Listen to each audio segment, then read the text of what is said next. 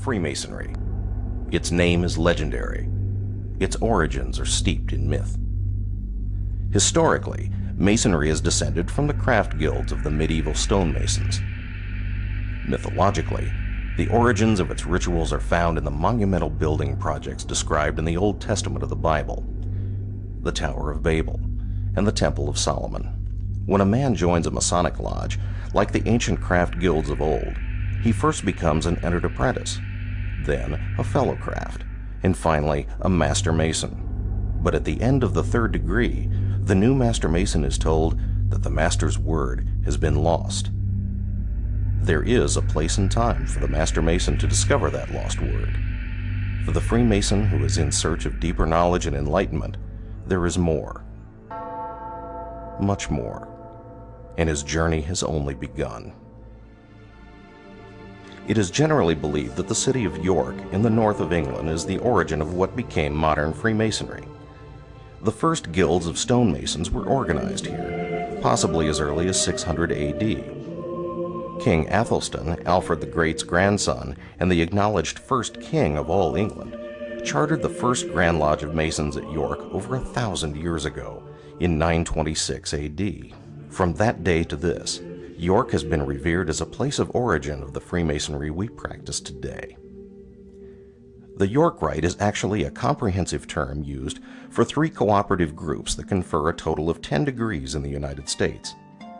There are 4 Royal Arch degrees, 3 Cryptic Mason degrees, and 3 Christian Chivalric orders, culminating in the Knights Templar order.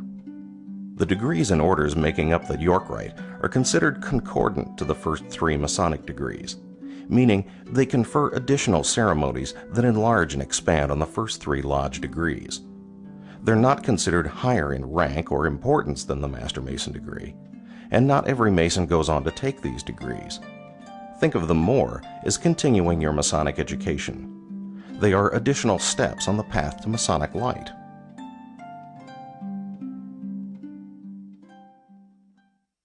The 4 degrees of the Royal Arch are the first steps within the York Rite. Since the dawn of civilization, it has been man's desire to make his mark upon the world, to leave something lasting and permanent, for a part of him to survive long after he is gone. As societies began to construct grander and more elaborate buildings, workmen who labored long and anonymously on these structures left behind their own small signature, the tiniest record of their own individual role in raising monuments that have stood for centuries. When the great cathedrals and castles of the Middle Ages were constructed in Europe, the stonemasons who labored upon them left the same kind of record of their own workmanship behind. These tiny symbols are known as Mason's marks. This is a part of the first York Rite degree, the Marked Master, and it concerns the workmen building King Solomon's temple. The degree of Marked Master teaches the candidate the value of workmanship, honesty, and charity. Like the old stonemasons, every modern Marked Master devises his own individual Mason's mark that each chapter keeps on file in a book of marks. The Marked Master degree is followed by the Past Master and Most Excellent Master degrees. The culmination of Royal Arch Masonry is the Royal Arch degree. Not long after the building of King Solomon's temple, Jerusalem fell into chaos. The people turned away from their ancient faith, and pagans and invaders destroyed the magnificent temple. The people of Jerusalem were taken out of Israel to Babylon, where they suffered years of captivity. When they at last returned to their city, the rubble of the old temple was cleared away, and a new one was erected on the same site. The story of the Royal Arch degree occurs after the destruction of Solomon's temple, beginning with the discovery of a hidden crypt under the ruins, and the search for secrets that had been lost to mankind. The Royal Arch Mason at last discovers the Master Mason's word, and where it was placed after the death of our Grand Master Hiram Abiff. The principal symbol of the Royal Arch is the keystone, the stone that is placed in the middle of an arch for strength and stability. In England, where this degree originated, it is considered to be the conclusion of the Master Mason degree, and many lodges around the world do not consider a man's entrance into Freemasonry complete until he has received the Royal Arch degree. The next step in the York Rite journey is cryptic masonry. The Council of Royal and Select Masters, or Cryptic Council, confers 3 degrees. The Royal Master and Select Master degrees in particular are based upon the legend of Enoch the Patriarch, the great-grandfather of Noah. Enoch excavated 9 underground vaults, or crypts, one below the other, beneath Mount Moriah in Jerusalem, where Solomon's temple was eventually constructed. Each vault contained secrets, and at the bottom of the 9th vault was the greatest secret of all, the sacred, ineffable, unspeakable name of God. The Cryptic Rite presents 3 degrees. The Royal Master degree returns to the days before Solomon's temple was completed. Here the candidate will walk with Hiram Abith, Grand Architect of the temple, and his successor, Adoniram, and learn a lesson of mortality. The Select Master degree partially concerns the deposit of the secrets of the temple into their hidden location in the crypt. As a Select Master, you will learn how and why the Master's word was lost, how the lost word was preserved, and how it was discovered, by whom, and for what purpose. The Super Excellent Master degree concerns the period long after the destruction of Solomon's temple and the exodus of the Hebrews.